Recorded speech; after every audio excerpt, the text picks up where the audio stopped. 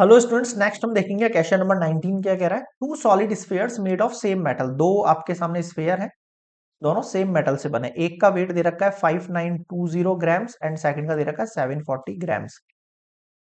Determine the radius of larger sphere. आपको radius निकालनी है, ठीक है। इसको आर मान लेते हैं। छोटे वाले की डायमीटर दे रखा है तो रेडियस हो जाएगा 5/। तो सबसे पहले एक चीज आप ध्यान रखना, वी नो दैट, हमें क्या पता है, वेट जो होता है is directly proportional to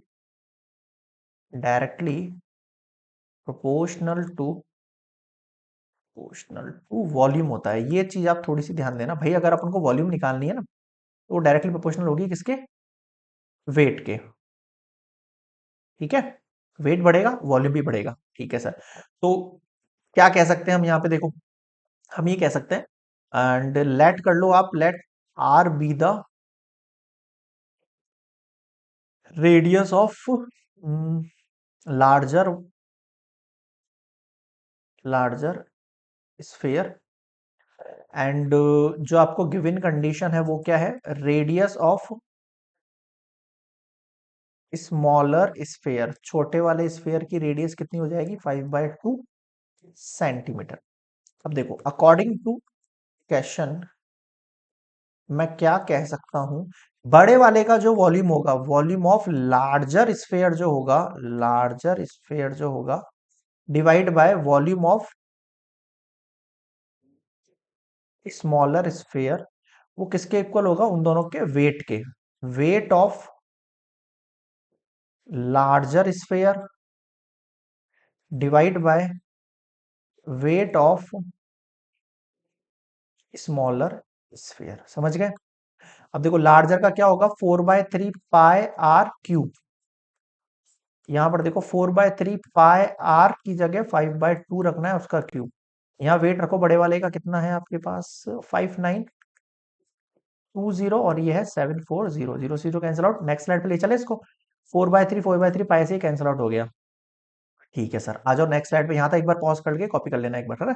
next देखो क्या बचा हमारे पास। ऊपर तो बच गया आर क्यूब, ऊपर तो बच गया आर क्यूब, नीचे बच गया 5/2 का क्यूब। एक मिनट, 5/2 का क्यूब, और यहाँ बच गया 592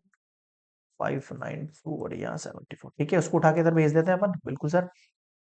तो ये हो जाएगा आर क्यूब इक्वल्स टू 592। 5/2 का क्यूब है और डिवाइड में क्या है? 74। अगर मैं इसको थोड़ा सा इलेबोरेट करूं तो क्या लिख सकता हूँ यहाँ पे? 592 मल्टीप्लाई 5/2, अगर इसके नीचे 1 मानूं तो ये कितना हो जाएगा? 5/2 इंटू 5/2 इंटू 5/2, ऐसे ही होगा। फिर पूरा डिवाइड में आएगा 74। ठीक है, तो ये 74 क्या हो जाएगा? इससे मल्टीप्लाई, लाइक डेट। समझ गए? अब आप इसको कट करना शुरू करो। टू से करेंगे तो देखो कितना हो जाना है ये आपके पास। अब देखो एक काम करते हैं अपन, थोड़ा सा यहाँ पे अपना दिमाग लगाएंगे अपन, इस कैलकुलेशन को थोड़ा सा शॉर्ट करने के लिए। देखो आपको यहाँ पे दिख रहा है आर क्यूब है, तो क्यूब हटेगा तो क्यूब रूट लगेगा। तो जो तीन पेयर होते हैं उसमें से एक पेयर निकल जाएगा। क्यूब रूट का यही कंसेप्ट है। तो अपन इन वैल्यूज को नहीं छेड़ते, इनके अलावा जो वैल्यूज है उनको छेड़ लेते हैं, है ना, उनसे अपन निपट लेते हैं।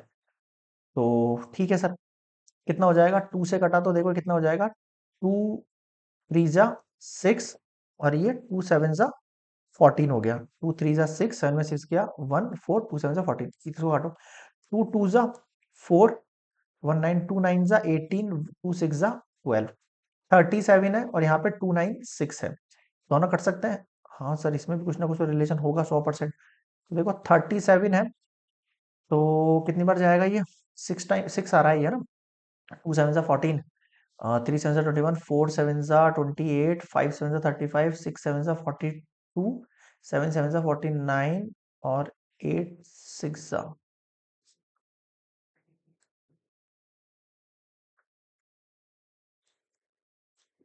8 टाइम। अब देखो R cube equals to 8 into 5/2, 5/2, 5/2, cube हटा और यहाँ पे क्यूब रूट लगा। उससे क्या होगा? अब आपको पता है 8 जो है, एक सेकेंड, 8 का मतलब क्या है? 2 इंटू 2 है, इंटू 5/2, 5/2, 5/2 है। क्यूब रूट का मतलब ही होता है 3 में से केवल एक पेयर बाहर आएगा, इन 3 में से भी एक पेयर बाहर आएगा। 5/2, 2 से 2 कट गया। 5 सेंटीमीटर जो है आपका रेडियस आ चुका है। समझ में आया? हाँ सर आ गया। निकालना क्या था वैसे इसके, ये तो निकालना था। Two solid determine the radius of larger, तो मैं यहाँ लिख देता हूँ यहाँ पे हैंस, एक second, radius of larger sphere is 5 centimetre. बताओ क्या समझ में नहीं आया? क्लियर है यहाँ तक? Question number 19 completed.